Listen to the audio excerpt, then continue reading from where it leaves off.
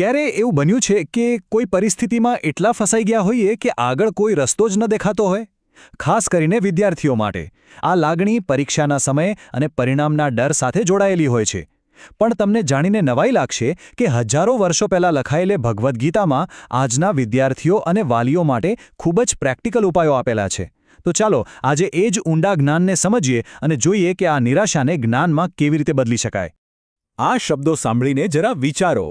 આ કોઈ સામાન્ય માણસના શબ્દો નથી. આ એ મહાન યોદ્ધા અર્જુનના શબ્દો છે, જેણે યુદ્ધના મેદાનમાં હિંમત હારી દીધી છે. આ એક ક્ષણ છે જ્યારે એક હીરો અંદરથી તૂટી જાય છે. બસ નિરાશાની આ ચરમસીમાથી જ ગીતાના જ્ઞાનની શરૂઆત થાય છે. તો આજે આપણે શું જોવાના છે? સૌથી પહેલાં આપણે અર્જુનની એ મોટી મૂંઝવણને સમજીશું. પછી જોઈશું કે આજકાલ એ કેવી રીતે જોવા મળે છે. એ પછી વિદ્યાર્થીઓ અને વાલીઓ માટે શું શીખ છે એ જાણીશું. અને છેલ્લે આ નિરાશામાંથી બહાર આવીને સમજદારી સુધી કેવી રીતે પહોંચવું એ શીખીશું. જરા એ દૃશ્યની કલ્પના કરો. યુદ્ધનું મેદાન તૈયાર છે. બંને બાજુ સૈન્ય ઊભા છે. અને અચાનક મુખ્ય યોદ્ધા અર્જુન એટલો બધો દુઃખી થઈ જાય છે કે પોતાના ગાંડીવ ધનુષ્યને બાજુ પર મૂકીને રથમાં બેસી જાય છે. સાફ કહી દે છે, હું નહીં લડું. જુઓ, આ ખાલી ઉદાસી નથી. આ એક બહુ મોટી કટોકટી છે. પણ રસપ્રદ વાત એ છે કે આ કટોકટી જ જ્ઞાન મેળવવા માટેનો પાયો બને છે. કારણ કે જ્યાં સુધી કોઈ પોતાની મૂંઝવણ સ્વીકારે નહીં, ત્યાં સુધી એ સાચું માર્ગદર્શન મેળવવા માટે તૈયાર જ નથી થતું. ચાલો હવે આ હજારો વર્ષ જૂની વાતને આજના જીવન સાથે જોડીએ.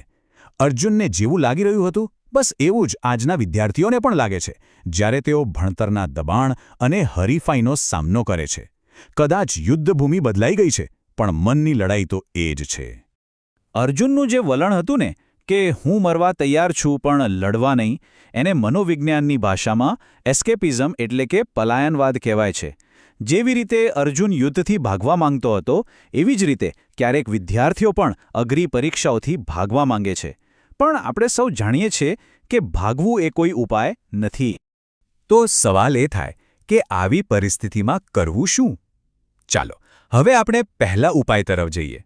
એ જોઈએ કે વિદ્યાર્થીઓ અર્જુનની આ નબળાઈમાંથી શું શીખી શકે છે અને કેવી રીતે એમના માટે એક ટર્નિંગ પોઈન્ટ બની શકે છે. આનો સામનો કરવા માટે 3 સિમ્પલ સ્ટેપ્સ છે. પહેલું, અર્જુનની જેમ સ્વીકારો કે હા, મને તકલીફ છે. બીજું, ચૂપ રહેવા કરતાં કોઈના પર વિશ્વાસ હોય એમની સાથે દિલ ખોલીને વાત કરો. અને ત્રીજું, જે સૌથી અગત્યનું છે, ભાગવાને બદલે લડો. અને અહીં લડવાનો મતલબ છે તૈયારી કરવી. સાચી લડાઈ તૈયારી જ છે. હવે આવીએ વાલીઓની ભૂમિકા પર.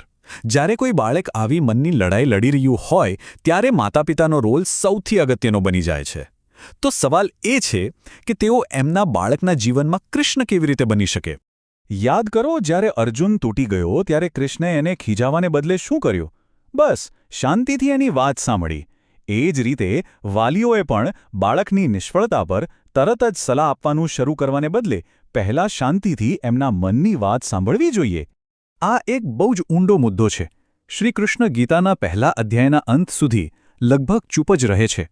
એ અર્જુનના મનનું તોફાન શાંત થવાની રાહ જુએ છે. બસ એ જ રીતે જ્યારે બાળક ગુસ્સામાં કે દુઃખમાં હોય, ત્યારે વાલીઓએ એને થોડો સમય આપવો જોઈએ. કારણ કે શાંત મન પર જ કોઈ સલાહની અસર થાય છે. તો પછી આ આખી ઘટના અને સંવાદમાંથી આપણે શું બોધપાઠ લઈ શકીએ? આ નિરાશાના અનુભવમાંથી ખરેખર કયું જ્ઞાન મળે છે? ચાલો હવે આ સમગ્ર ચર્ચાના સાર તરફ આગળ વધીએ. તો હવે આપણે આવી ગયા છીએ અર્જુનની એ કટોકટીમાંથી મળતી અંતિમ શીખ પર. આ ફક્ત ગીતાનો સાર નથી, પણ કદાચ આખા જીવનનો સાર છે. આ 4 મુખ્ય મુદ્દાઓ યાદ રાખવા જેવા છે.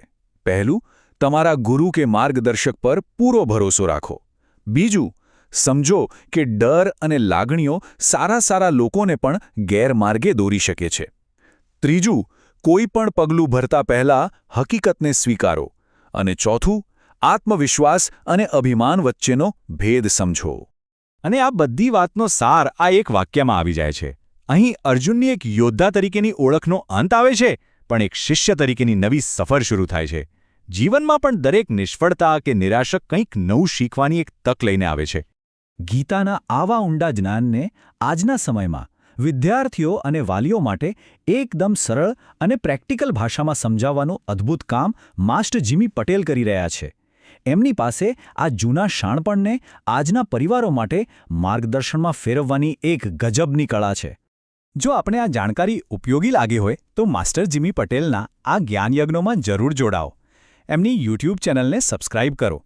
આ સમજૂતીને બને એટલા વધુ લોકો સુધી પહોંચાડો, જેથી દરેક વિદ્યાર્થી અને વાલી આનો લાભ લઈ શકે. ચાલો, આપણે બધા સાથે મળીને આ મિશનના ભાગીદાર બનીએ.